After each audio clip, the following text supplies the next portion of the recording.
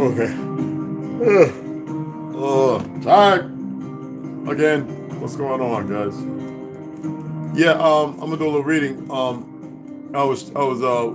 We actually sent voicemails. Well, Alicia, she's in transit, and she's gonna be in transit in the DR. You know, y'all have been there. So she was in the capital area. She's going to the outskirts. Can't say what direction where, but she's gonna be on the road for a minute. Hopefully, she gets there in time. And I told her 7:30 her time. And I said that don't worry, if you are got to get established and set in, we can put it off for tomorrow. I just wanted to let y'all know. She hit me up and let me know because I knew that she was gonna be in transit. That's why I had mentioned it. She's got a lot of stuff to do, guys. I mean, when y'all hear this story, man, yeah, some of y'all are gonna get upset, pissed. I want y'all to be more resilient and responsible than allowing your emotions and feelings to take over when you hear the story. Trust me. I heard it years ago. before the fake demic, and I was like, what?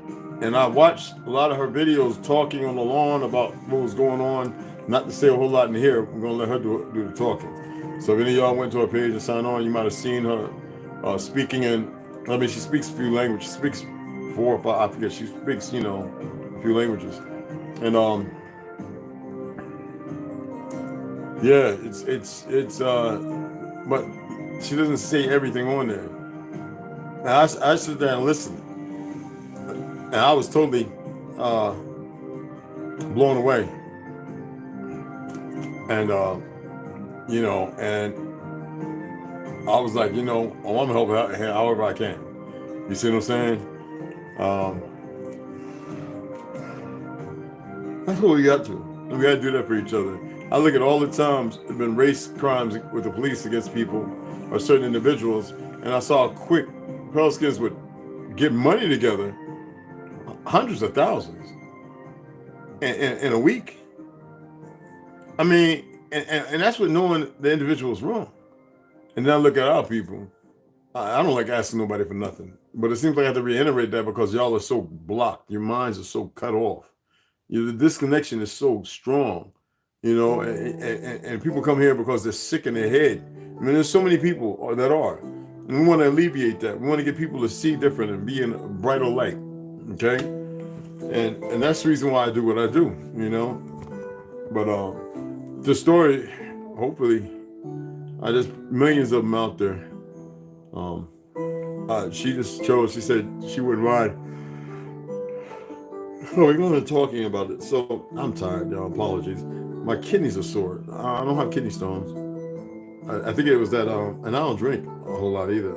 I like wine, but I think it was that freaking that moonshine, man. I can't drink that shit. So I'm drinking lemon water and take a vitamin C. Those are the things, and lowered my potassium because if it's kidney stones, it only creates more, which it shouldn't be. But also, when you intermittent fast, you can't just go to eating garbage. I ask food, but still a lot of food. There's a lot of food that is garbage, regardless of it being comfort or it just tastes good, feels good. My thing is always be to separate myself from that. Yeah, there are moments when I've expressed that I may still partake, just with people or have a good time. But my body's going to react different, so it is. It tells on itself. It yells at me. I went to the post office. Package is in, but it's ProSure, so it's coming from UPS. So it's there. They may have not brought it there, or they may have brought it and they have not unpacked that yet. Usually they bring it around 3 or something like that. But I can't wait to get that. I hope it's what I think it is. And if not, then it's something else. Because like I said, I've been waiting on some stuff for a long time. Train derailments, the frozen roads, the trucks, not being able to get through certain places. These are the things that we have to antiquate into, so patience is the virtue. But again, that's only to illuminate what she's dealing with, patience. And she's been very patient. You dig what I'm saying? Very, very patient. So y'all, some of y'all may have her as a friend on your page or whatever. I don't know. She's good people, and the story is heart. It's kind of wrenching, and it's wrenching to me because it's our people, and you would think that the enemy would have slowed down. No, you see that individual that's got video footage of certain individuals at Epstein's Island engaging in certain acts. Yeah, he's gonna put them out there, and he's hiding. They're trying to find this dude, this individual. They're trying to find him, and he's got a way to reach out to them. So, yeah, but if he makes it, it's gonna shake the tree. But you know how the media is; they're all part of it. So anyway, let's go ahead and get into this reading. Greg Jones, An Original History of Ancient America. So when your kidneys act up, just to let you know, this lemon and honey and purified water, which sucks to say that, but that's what they've created in their fictional little world. And it's really good, guys and girls, for your kidneys if you're having a little issue. All right. Oh man. I'm I'm about ready to put my PJs on, man. I'm serious. I'm so ready to put my PJs on. I woke up early, so yes, don't worry. I woke up early again. Yeah. All right, so this is George Jones, an original history of ancient America. This is the Elebron Classics. Okay. What's wrong with this thing sticking? Okay, that's good. There we go. Oh man, this one, yeah.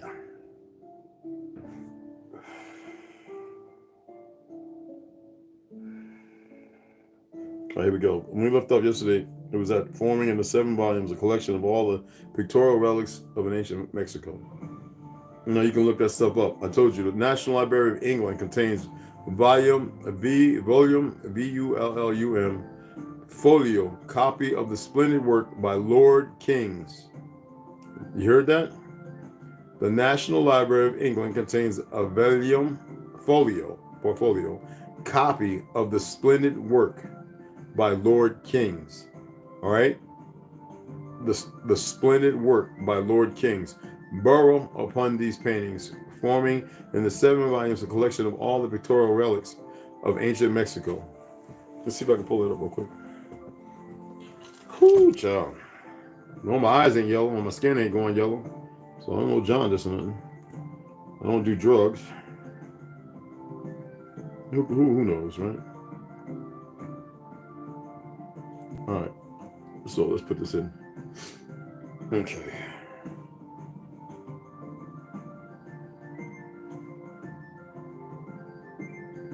Okay.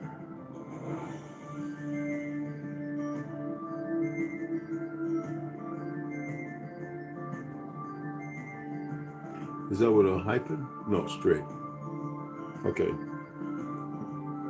Hey, what's going on, Rondo? Sue, Mikey, ABJR, what's cracking, y'all? How y'all doing? So I'm seeing it's loading across. It does that, but now I guess because I know I'm over at least 800. I mean, seriously. I know I should close them all, but you know how it goes. So I'm gonna pull this up. The splendid work by Lord Kings. It's going to take a minute, and they're just going across, y'all. The tabs up top. It's, oh my goodness. Yeah, it's a lot of them, y'all. And I do go back and I zip through and find stuff. Okay. Let me see, where's that? Splendid work by Lord Kings. What is it? Oh, the National Library of England.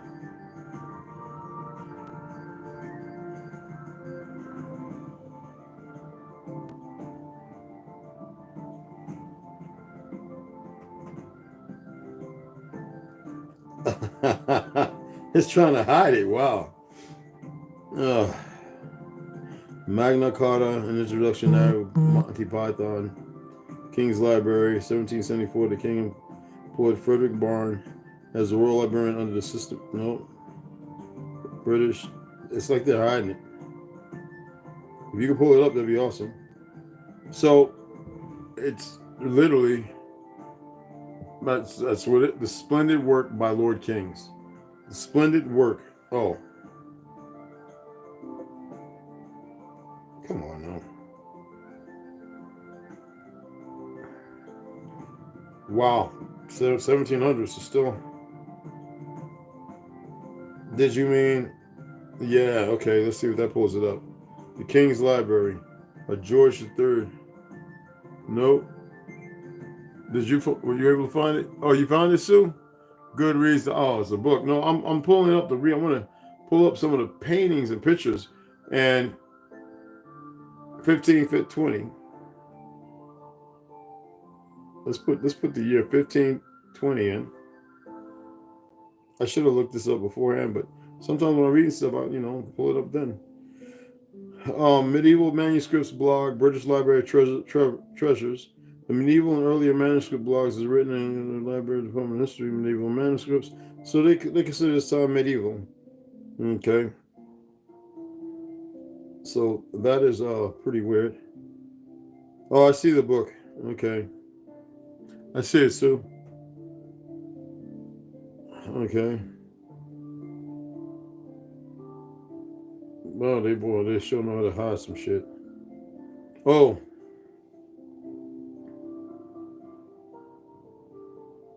Oh.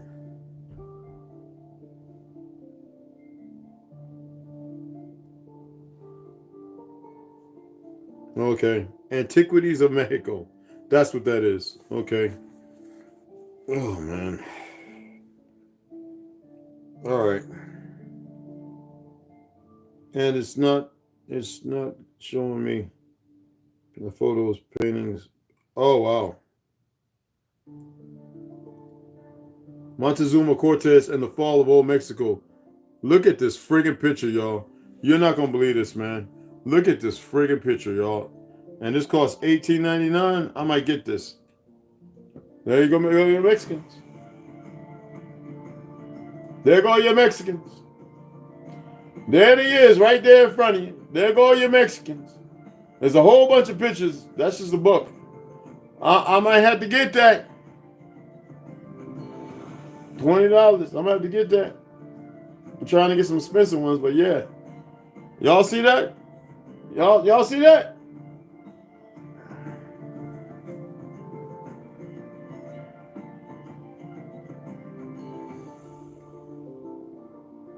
Montezuma Cortez and the fall of old Mexico. Look at the Mexicans, man. Then look at the Spaniards, the Latins.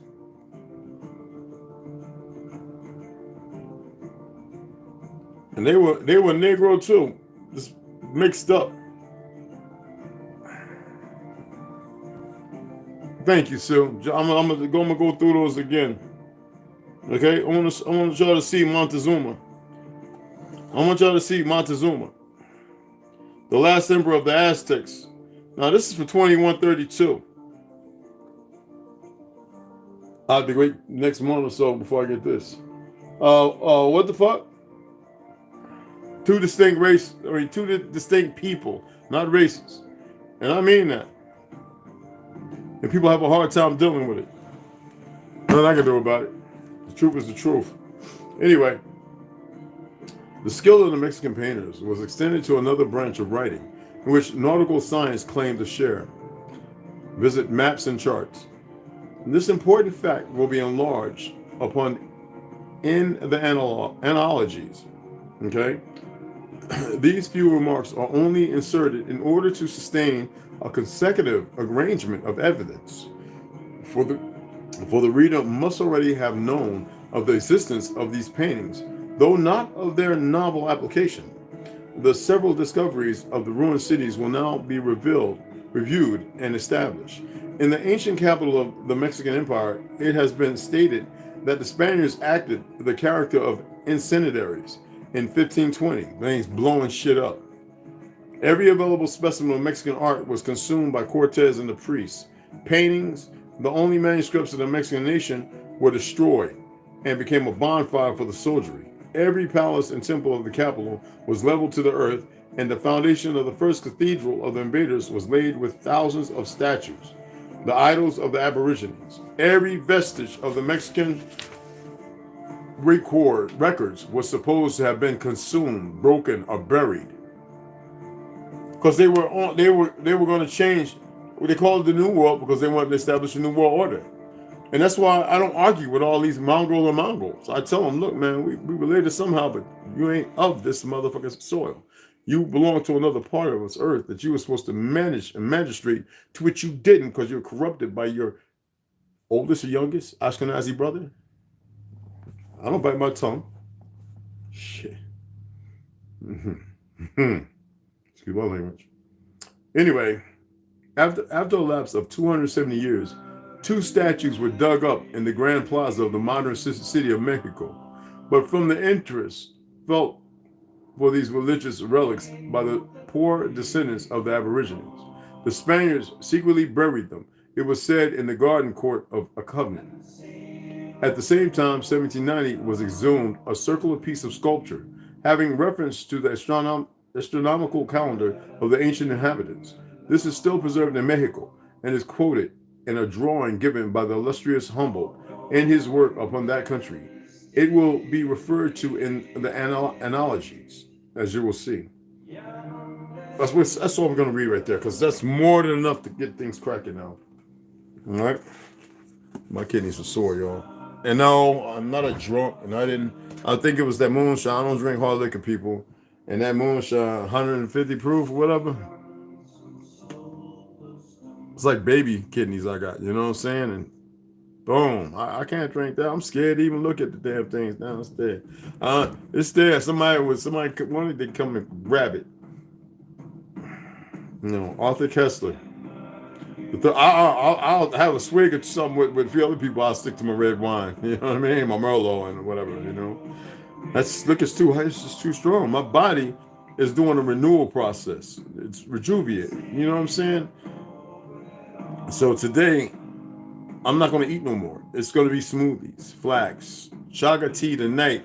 Though it's not good to take chaga tea, and if you have, this is just little information, if you have kidney stones or you believe you may have a kidney stone, a little liver issue, chaga root is good for fighting cancer. Yet, you want to make sure, and your prostate, man, your blood pressure and your sugar, the problem is it's high in potassium. Yes, it is. And it'll be like adding fuel to the flame. You dig what I'm saying? To the fire. All right. Let's go ahead. Arthur Kessler, the 13th tribe. Arthur Kessler's the name, so he's the one that actually put this out. Then him and his wife were suicided. All right. So we was down at... Okay. The Khazars were using the Magyars as their agents. Though no doubt the Magyars made this agency profitable for themselves as well. The arrival of the Rus radically changed this profile state of affairs. At about the time when Sarkel was built, there was a conspicuous movement of the Magyars across the Don to its west bank. From about 830 onward, the bulk of the nation was resettled in the region between the Don and the Dnieper, later to be named Lebedia. And the reason for this move has been much debated amongst historians. Toynbee's explanation is both the most recent and the most plausible. Let's get into this. We may infer that the Magyars were an occupation of the steppe to the west of the Don by permission of the Khazar suzerains. Since the steppe country had previously belonged to the Khazars, and since the Magyars were the Khazars' subordinate allies, we may conclude that the Magyars had not established themselves in this Khazar territory against the Khazars. Well, indeed, we may conclude that the Khazars had not merely permitted the Magyars to establish themselves to the west of the Don, but had actually planted them there to serve the Khazars' own purposes. The relocation of subject peoples for strategic reasons was a device that had been practiced by previous nomad empire builders. In this new location, the Magyars could help the Khazars to check the southeastern and southward advance of the Rus. The planting of the Magyars to the west of the Don will have been all of a piece with the building of the fortress Sarkel on the Don's eastern bank. So that gives you a little more information as to who would have something to gain out of practicing something supposedly of the ancients. It must be way, way ancients. To subjugate people and move them around to fit their narrative. Have they not done that to us in such a grand way? Now, it's not without a fight, but there's something letting them know the outcome of the situation, but not telling them the whole story. Put it at that. Leave it like that. Behold a pale horse. William Cooper. Namaste.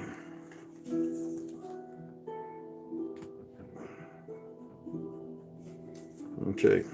I took, if y'all curious what I took this right here is saw palmetto and stinging nettle and something about my mushroom. It's pretty good. Anywho, let's get in here. Oh, we cleared all that.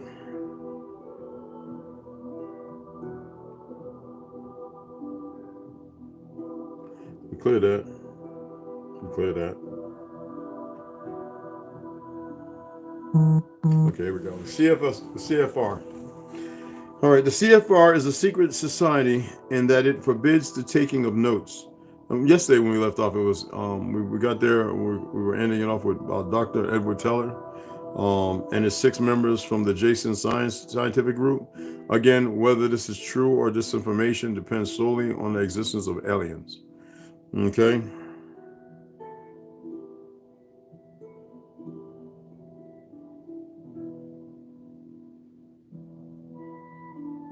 No, okay, this is it. I'm sorry, my apologies. Yesterday, we were off CFR policy, and the appendix contains the most current list of CFR members that I was able to locate. That's where we left off, and I was like, let me hold that. I read top secret. This is William Cooper. I read top secret documents while with naval intelligence that stated the President Eisenhower had appointed 6 of the executive committee members of the CFR to sit on the panel called Majesty 12, also known as Majority 12 for security reasons.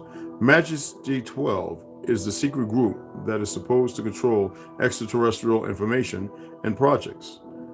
The document stated that Eisenhower had also appointed 6 members from the executive branch of government who were also members of the CFR, and the total membership of Majesty 12 was 19, including Dr. Edward Teller and the 6 members from the Jason Scientific Group. Again, whether this is true or disinformation depends solely on the existence of aliens. The CFR is a secret society in that it forbids the taking of notes or the publishing of minutes of its meetings. Any member who divulges the subject or any part of any conversation or talk that took place during a meeting is terminated. The goal of the Council on Foreign Relations is a new world order. George Bush is a member of the CFR. The Knights of Malta play a powerful role in this scenario. In the 1930s, General Smedley Butler was recruited to help take over the White House. The White House. He was told, y'all see that year, right? 1930s. What have I been saying to you? He was told that he was needed because of his general popularity with the military. And General Butler blew the whistle and named several prominent Americans as part of the plot. At the top of the list was John J. Roscoe, who was a founding member of the U.S. branch of the Knights of Malta. He was board chairman of General Motors, and he was, at the time, the U.S. treasurer of the Knights of Malta. Congressional hearings were held to investigate the plot, but none of those named, including Roscoe, was ever called to testify, and nothing ever came of the hearings. Although you will find this in the congressional records, you will never find it in any history book anywhere. It is significant that the Iran-Contra episode has many similarities to the 1930s plot. William Casey was a member of the Knights of Malta. William Casey, with the help of Vice President Bush, Ann Armstrong, and Ronald Reagan, caused the president's Foreign Intelligence Advisory Board to be emasculated so that Bush, Casey, and North and others could carry out their dirty deeds, but without oversight. Excuse me. They had also developed a plan to suspend the Constitution of the United States and were preparing to implement the plan when they were caught. These facts emerged from the hearings, but were suppressed by the committee chairman, Senator Daniel Inouye of Hawaii. You must understand that tremendous power was involved in both attempts to overthrow the United States government. And here we are on the predictions of the overthrow. And nobody's saying or doing nothing. William Casey was the director of the CIA. He was a member of the CFR. Casey was a Knight of Malta. He was the head of Ronald Reagan's political campaign. He was head of the Securities of the Exchange Commission. And during Nixon's administration, he was head of the Export-Import Bank. It's gonna get funky. I know exactly where I'm at now. Is where I wanted to be at. It's gonna get funky, y'all. So you still putting up stuff? God, dog. Take a breather. She got y'all, man. She got y'all. Hey, trauma. What's going on, family? I'm hollering at some people. My apologies, y'all. Mikey Hill, Benji, Sue, APJR. Man, it's a blessing every time I see you guys. Dig it up, girl. Rhonda, you know I got you. Trauma. OCO. What do I do, brother? This is the book of Giants, the Watchers, Nephilim, and the book of Enoch. Yeah, I can't drink hard liquor, man. I ain't joking, man. I'm not sounding like a baby because I enjoyed it, but cat dog, man, it's third time, and I don't have kidney issues. Now my enzymes might be high right now. Um, I just can't do it. I mean, smoke. I can smoke. But red wine, I can drink bottle after bottle. I don't like the after effect. That's why I say charcoal. But that don't give me no issues. You know, it's crazy. Be careful, Bubba. You good? Okay. He's eating. He's eating his favorite. All right, the Book of Giants, the Watchers, Nephilim, and the Book of Enoch by Joseph Lumpkin. Okay. I haven't been showing the books like I usually do. My apologies. Excellent read, by the way. All right, so we got off at. I wasn't going to read Daniel 7:9. I don't like reading that stuff. I'm sorry, I don't. Not that it's going to bother me to read it to you. I just don't like giving it energy for purposes I understand. Chapter 22:1. And I went out to another place west, where there was a mountain and hard rock. A mountain and hard rock. And there was in it 4 hollow places, deep and wide and very smooth. How smooth are the hollow places, and looked deep and dark.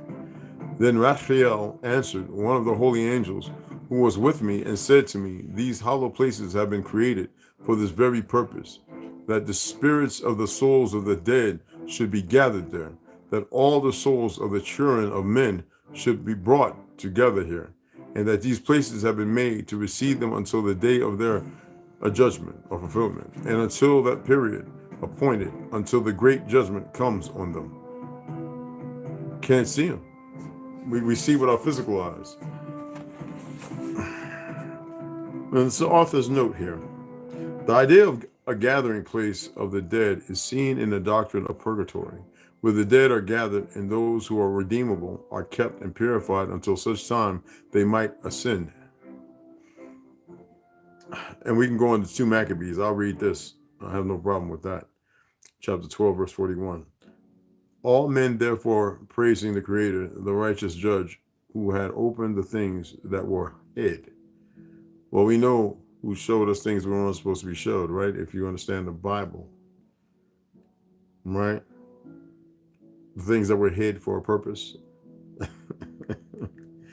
That's 2 Maccabees chapter 12, verse 41, for those who, And in 42 it states, betook themselves unto prayer, and besought him that the sin committed might wholly be put out of remembrance. Besides that, noble Judas exhorted the people to keep themselves from sin, for so much as they saw before their eye the things that came to pass for the sins of those that were slain. They were able to see it, be a witness to it, before it even happened. And when he had made a gathering throughout the company of the sum of 2,000 drachms of silver, he sent it to Jerusalem to offer a sin offering, doing therein very well and honestly, in that he was mindful of the resurrection. And this right here, there was Maccabees, and we know where it comes from. The resurrection, we've already covered that. When I was talking about Kundalini, this, that, and the other. It has everything to do with your Christ fluid. That's, if you go look up the medical terminology, the word for the fluid around your brain, all right? So we don't have to be smart asses. I know some of you are so well indoctrinated, you can't let go of your Jesus and shit, okay? I read Frederick Douglass and enough individuals' material to show you that Christianity was not our shit. So anybody to grab on it and still be in turmoil and witnessing what's going on with your brothers because you're a little bit off, that's some sap sucker simp shit. And I say that, and I direct it at anybody and whoever feels different. Okay? I saw the spirit of a dead man, and his voice went out to heaven and made petitions. And I asked Raphael, the angel, who was with me, and I said to him, this spirit which petitions, whose is it? Whose voice goes up and petitions heavens? And he answered me, saying, this is the spirit which went out from Abel, whom his brother Cain slew. and he makes his suit against him until his offspring is destroyed from the face of the earth, and his offspring are annihilated from among the children of men.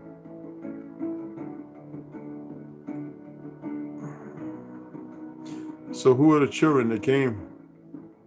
I'm not going to get into that because you know what they say about bloodlines. And if there's a perversion in the bloodline, it can jump ship, but it's probably a very good, a strong. Hey, George Richard, very good, a strong swimmer. So jump ship don't mean you drown. Although for those who don't know that in nautical talk, DNA of the Gods, the Anunnaki creation of Eve, and the alien battle for humanity by Chris H. Hardy. Y'all know it says he got a PhD. Oh, that shit. You know how I feel about that. Let's look a little more.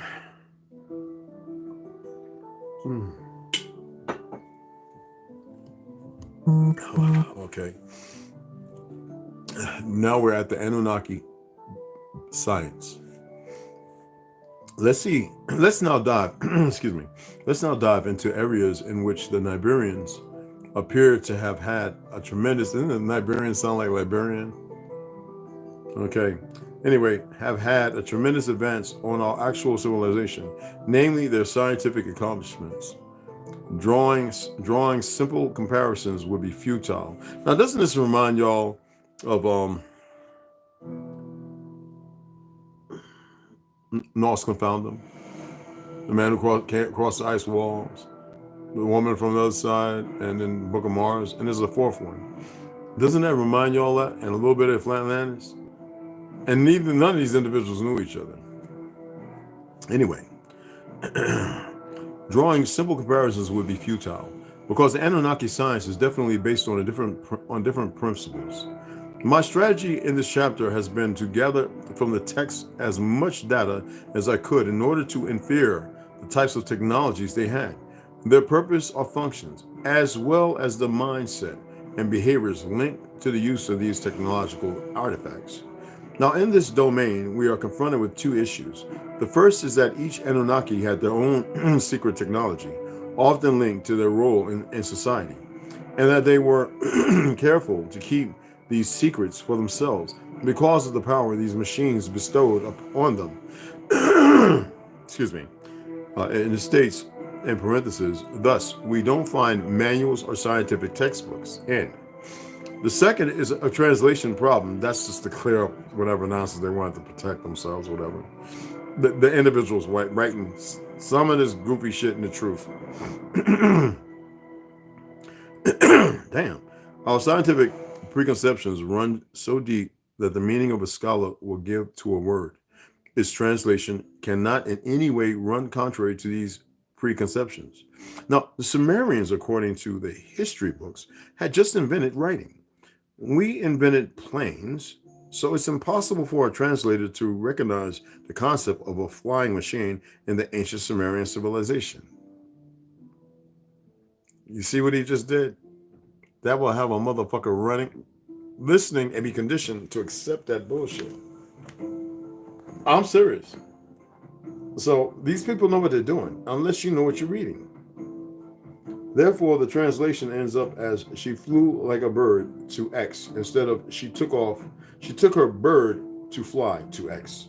And consequently, there are arguments stating that the ancient translations don't speak at all about planes and other technologies. That is just Stitchin's imagination.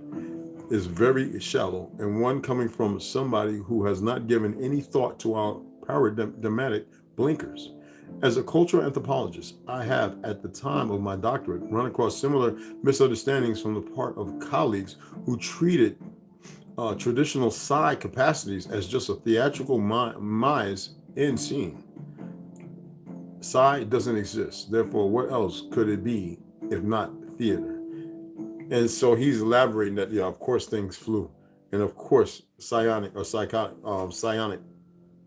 you know, that we can read each other's mind, talk without moving our lips and all that. So I believe that too. All right, and then we'll get to the historians in antiquity on Sumerian and Egyptian civilizations tomorrow. It'll be Saturday, so wait, nobody's drunk, everybody's sober mind. If you smoked out a little bit, that's all right. You sit back and listen. Now we're getting into exposing the expositions of 1851 to 1915. This is the revised edition from 2019. This is the 2021, okay, by Howdy Mikowski.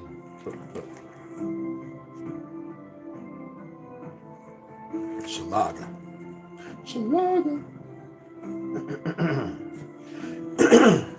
It's clearing up some phlegm. I didn't know I had it in there. Like walking I've been doing today, yesterday. All right. So we cleared photos captioned laying out the exhibition grounds. Oh, they was full of shit. Anyway, let us talk a bit about the construction of this fair, as this one has the most photographs to date besides St. Louis. Many of the photos are of temporary wood buildings. Of course, that does not mean there were not also permanent buildings, just that wood construction appears in the available photographs. But again, the area surrounding any buildings is empty of all signs of it being a construction site. Fine, you say. They wanted stage photos with just a few men to show off the buildings. But with a workforce of 20,000, there would be signs of the leftovers of work going on. A cup left on the ground somewhere, a half of a sandwich, some nails, a hammer, something. However, the ground is barren of any semblance of work in the photos. Now, if any of y'all paid attention, you may have heard it, you may not have. In 1920, 3 years after the First World War, 2 to 3 years, a major thing was going on to destroy as much as possible. They were literally going around claiming certain lands and nobody there. And we were all moving into urban and suburban places. We were still mostly in places we were. And they were going around literally with people getting off the boat on the island of California. That's a fucking island. I don't care what anybody says. And they built dams over there is why you got what you see. Niagara Falls, they blew up the thing that used to produce energy from the water. They blew that whole big rectangle thing on both sides. They went back there and dismantled something. They took it out at night under tarp, flew it up out of there. All right, around 1950s, I think, when they finally went up under there and they closed it off and all that. Nobody could take pictures. Nobody could be out there. 1940 something, 50, and they went Niagara Falls, and they still, you can still see some of the crap down at the bottom, which used to be these giant things that didn't create electricity as you see a dam where the water runs through it. No, it created off the turbines that were in the water churning, or however it was. It was big. And then they blew it up. They had to get rid of it.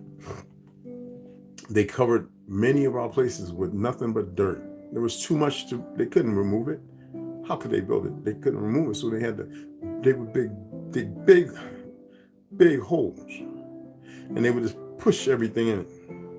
Y'all ever see them dumpsters they had back then? Them what you call trucks, them damn plows they had back then, them big mothers, they used to push them big trees they were chopping out on purpose everywhere. And they started constructing these old raggedy ass, and we built a lot of them. Did y'all know that? But they staged photos.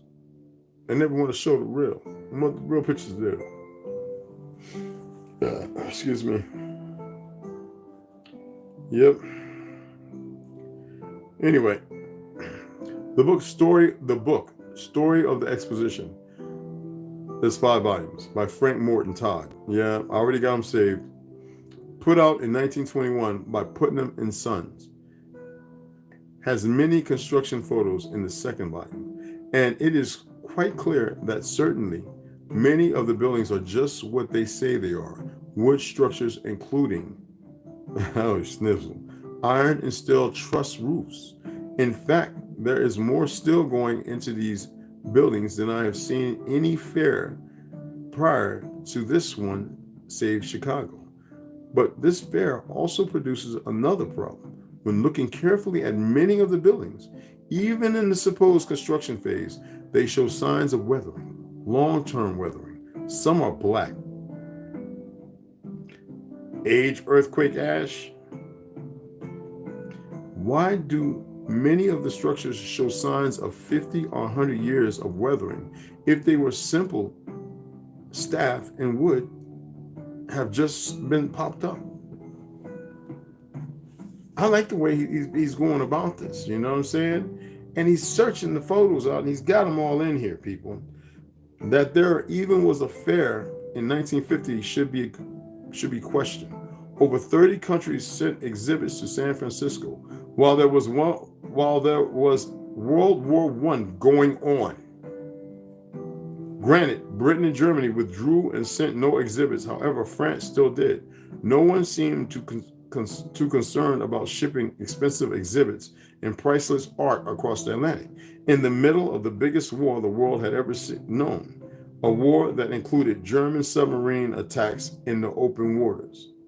Oh, and there wasn't just a World's Fair in San Francisco. No. There was another similar one going on just south in San Diego at the same time, and San Diego seems not to have torn down many of their buildings, but kept many, such as the California building with its dome, California Tower, and the current Museum of Art, which its statue line front facets, in parentheses, was why was San Diego so special to be the only exposition city of the 30-year fair period to build several permanent buildings?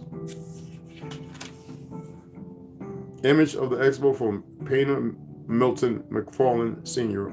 on his trip out west.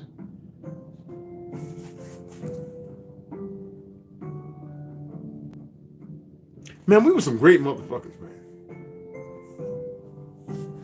We were some great, not all emotional. You heard the story.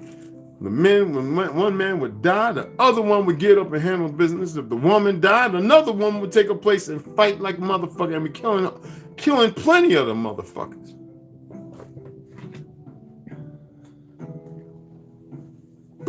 Was that allowed in these motherfuckers' DNA? That's why they hate us, maybe, you think? What's going on, DJ? What's cracking, man? What?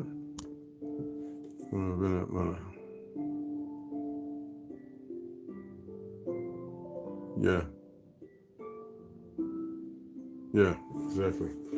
Let's get into Heaven Bearers, the Great Reset of 1834 and the Mud Flood. Janine Helen. You know, I got to show her in South Africa. All right. Fuck, I'm tired. All right. I feel a little better now. Shit. All right. Anywho, I should sit straight the fuck up. Excuse my language. Yeah. Okay. She was going through her dream, right? Hold on. Remember, she's buried. I'm going to get the right space.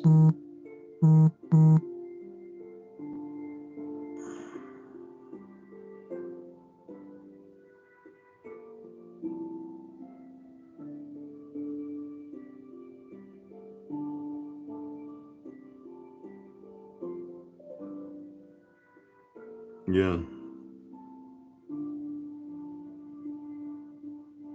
Okay. Yep. Okay. There's no answer. She knows. Is your mind dead, stuck there?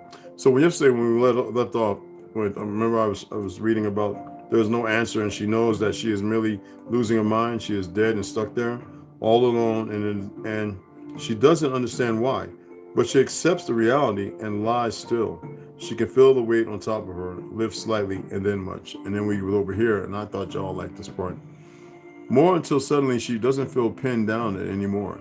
There's a hazy light around her, and she thinks she can see. So she clenches her eyes and then opens them up again. She pushes herself up from where she was lying, and she can feel an arm wrap around her waist and pull her upwards. She stands on her feet, but is wobbly and starts to fall over. But the arm catches her gently and pulls her up again and closer against whoever it belongs to. All right? I know you, she says under her breath. I recognize the way you smell and feel. She turns around slowly, keeping the arm tightly around her and faces him. Malcolm, she says, and leans her face up against his chest. I wasn't sure you were going to find me. I was calling out for you, but you couldn't hear me, and She looks up at him and notices that he is wearing a clean black suit with a white shirt, and she realizes she is making him dirty. She pulls away from him suddenly and starts to blush. I am so sorry. I didn't mean to make your clothes dirty. She wipes her hand over his white shirt and realizes it is completely clean. She looks at her own hand and it is too. It's spotless. Huh? She mutters out loud and looks back at him directly into his eyes. All right, we did the, Malcolm, I don't understand. Stop. Malcolm, I don't understand what is happening. She looks around her and they are no longer in the underneath, but in the canopy. Is this it? Is this where we will stay from now on? She asks and rubs her hands over her arms. She is cold and she isn't sure why. Where are the twins? He takes off his suit jacket and helps her put it on. He is standing behind her, wraps his arms around her again, and gently kisses the side of her neck. Look down, Bonnie, he says, and her eyes follow his. She can't see them, but she can hear them. They are breathing heavily, and they are absolutely terrified. She pulls away from him suddenly and faces him. We need to do something, Malcolm. They are in trouble, she shouts, and starts looking for a way to get down to them. Nobody. There is nothing we can do for them. We can only watch, he replies, and this angers her. What do you mean we can only watch? She snaps. Those are our children, and it is our duty to protect them. Her face turns red with anger and her eyes are glowing. Yes, darling, but we are dead. There is nothing we can do for them now. He replies calmly and gives her a soft and apologetic smile. No! She starts to cry, but she sheds no tears. She puts her hand up to her face. Malcolm, no, I am sorry, but I changed my mind. I choose them. They are my children, and I need to go back to help them, she says and gently touches his face. I know, Bonnie. He takes her face into his hands and gives her a big kiss. Perhaps we should go for a little walk. She frowns at his suggestion and grabs his shirt and makes a fist. No, I don't want to walk. What is the matter with you? I want my life back. She had no right to do this. She owes us. She needs to make things right. He is going to kill them all. Her voice starts to deepen and she is angry. She closes her eyes and looks for Mother Nature. She finds her at the far end of the canopy. She is gray and sad, and she is watching in horror as Azrael wreaks havoc upon the earth. You can still stop him, you know. You can make this right. Send us down to the ground and help us stop him. The gray changes to a soft orange and then to a warm yellow. Dear girl, I have already helped you. Why do you think you are here? I don't understand. What are you saying?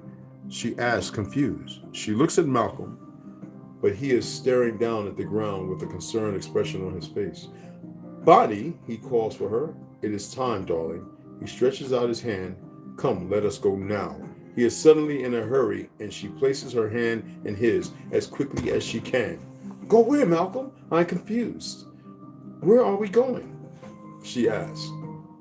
We are going to finish this fight, he says, and jumps out of the canopy, holding onto her protectively.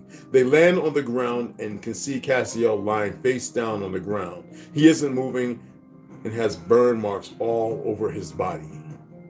It can't be, Azrael screams, and the look on his face is priceless. You are dead. I saw you die. He screams in horror, but that arrogant smile is still on his face. Malcolm lets go of Bonnie's hand and takes a big step forward and is suddenly at the same height as Azrael, even though Malcolm is actually much smaller in reality. The art of deception, Father. He shakes the smile off of Azrael's face with that simple sentence. Eventually, your luck will run out. And today, right here and right now, you have run out of luck. Oh, oh, oh, oh, oh, oh, oh, no. See, we got like a couple more chapters, y'all. Oh, my goodness. This is about to get good. Ooh, child. Yes, I'm looking right at it.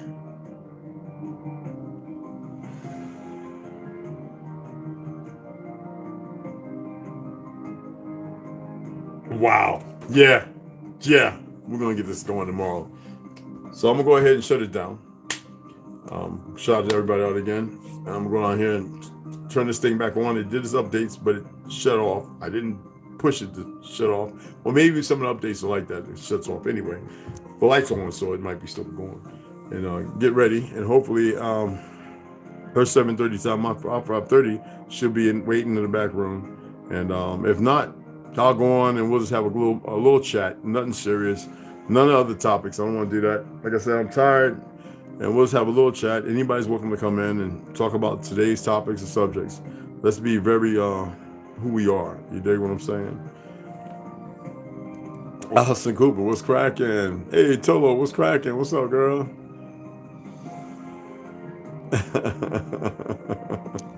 Say what? Dog ribbon. I'll send you a picture of.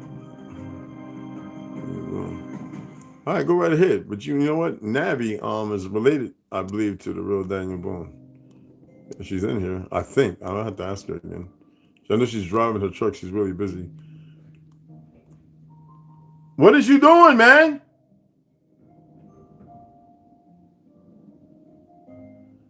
Oh man, he gets his little 6 to 8 hours, man, and he's off in like a blim, blim, blim, blim. I wish that worked for me. Anyway, all right, yeah, send it, bro. Send it to me. All right, send it to my Gmail. It's best there because I can save it right from there. All right, anyway, I'm gonna go ahead and sign off. I appreciate it. I hope the reading was good. No, I mean, I hope you enjoyed it. The reading was good. I hope you enjoyed it. It doesn't matter if it's good or not. As long as you were able, I can articulate it well enough for you to understand. But the Secret Fluence of the Moon is pretty good, y'all. I'm just alien origins and occult powers. That I was thinking about when I found it. Wow. Okay. Cool. Yeah. So yeah, share it to me. I'll share it to her if you don't. Yeah. But I really want to read that though, the Secret Influence of the Moon. But because I question some things about the moon too. I don't know everything about it. Do I believe it's a satellite? I don't like that word. But I believe it was put there? Of course. I believe there's many more out there.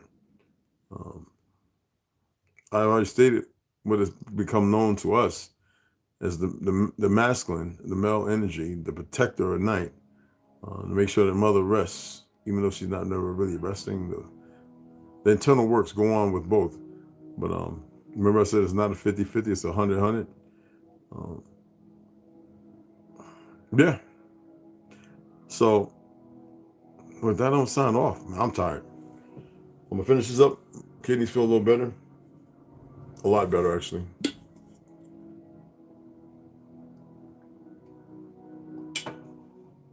Yeah. Hey, Fundy, what's going on?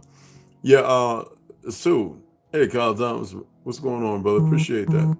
The moon definitely affects people's moods. No, people affect people's moods, honey. and that plays a part because we give it energy. I'm here to tell you, the sun and they both nurture. I don't care which one is which. We affect each other's moods. But I dig where you're coming from. Hold up. She just sent me a. Hold on, guys. Let me see what she just sent me. Huh? Mavis Alicia said, still in the bus. She's still in the bus, y'all. So it's 4:04. I'm going to go downstairs, get everything set up. If she comes and she's able to come in, because right now, if it's 4:05 over here, 16:05. So it's 18:05 over there. Okay? So hopefully she gets where she's going and gets situated, because she's got to get herself situated and all that. I don't know what she's got with her or anything. I know that, yeah. So she's working with she's going to tell you the story, whether it be today or if it's tomorrow. Like I said, I'll still come on, have a little chat. I'm not going to be up all night on the podcast. But we can definitely talk about some things that are going on, and cautiously and carefully. I don't want to have these idiots who are watching go, hey, he's violating, when they violate all the time, all right? All right, still on the bus. Gotcha, sis. Let me see. Let's do this. You heard what she said? Hey. Let's do this. Let's do this. All right. And what? Don't worry about it. Just let me know. Send me the link, and then I'll let you know immediately I'm transisting or I'm still commuting, and we'll take it up from there. Don't worry. I mean, even if I arrive where I need to arrive, I'll have internet access, and I will continue, and I will just sit down and then deal with my stuff later. Oh, okay. Let's do this. Let's do this. Okay. Don't worry about it. Just let me know.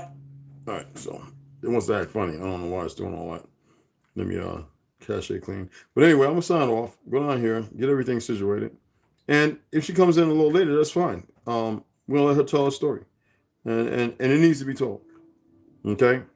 Now I want to go down here and make sure that it's set up to record as well. I was gonna do it on the phone. I already set it up to record, but all right. Anyway, let me go ahead and take care of this. Come back up here and relax. I'm just gonna lay down for like 45 minutes or so, and because right now my back feels great.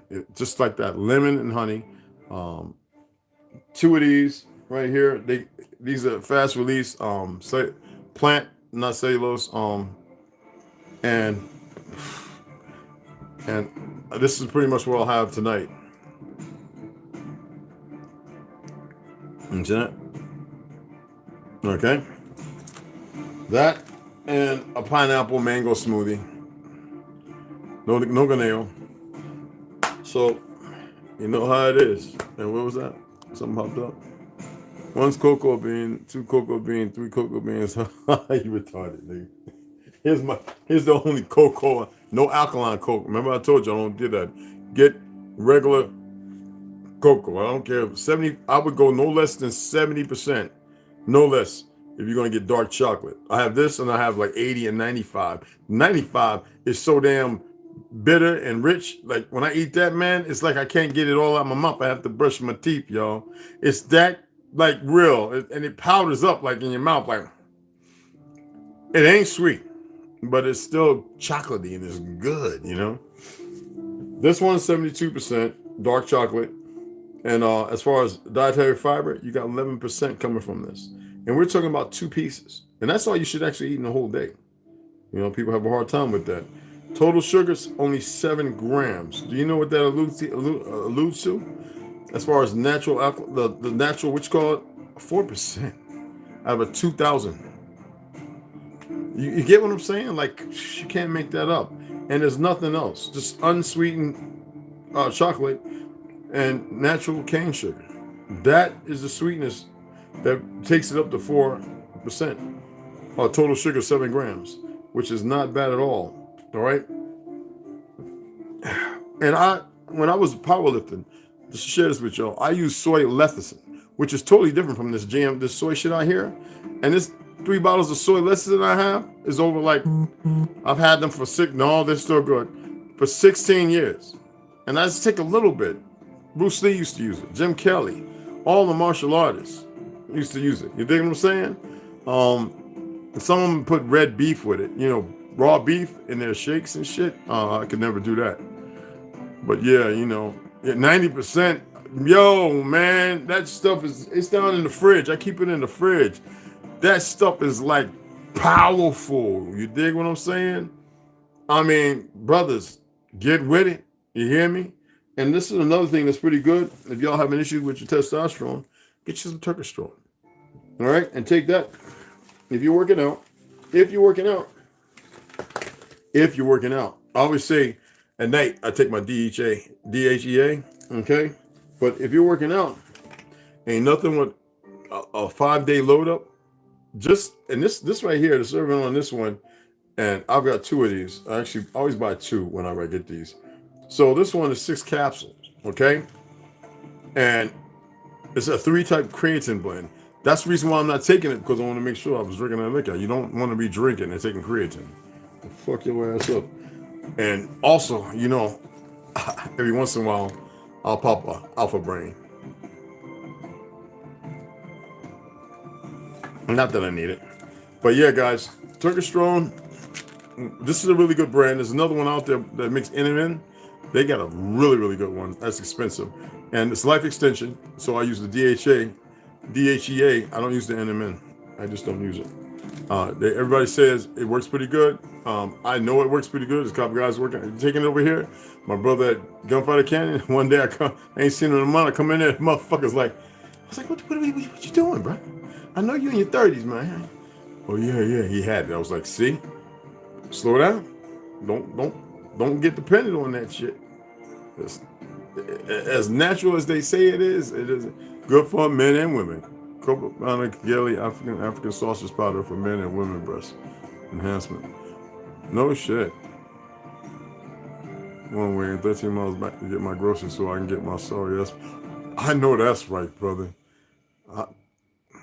Oh yeah, it's good to go.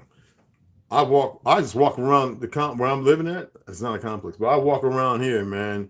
I take my walks down to the overview and everything like that, and I enjoy it. You hear me? When I say I enjoy it, there's nothing like it. And then I go down there and see where they made Planet of the Apes and Star Wars. You know, the last few. You know, with the daughter becoming a Jedi and all that crap. So I get to look at all that and just everything. And you know, I look for other things, but not here to say anything about that. All right. So anyway, my beloved sisters, my good beloved brothers, I'm going to sign off. Go down here, get this thing warmed up again, leave it on, and see y'all in there. All welcome, man. Whatever the topic may be, until she comes in. All right. All right. Yeah, I got an African sausage, man. The hell with all that. No, I'm just kidding.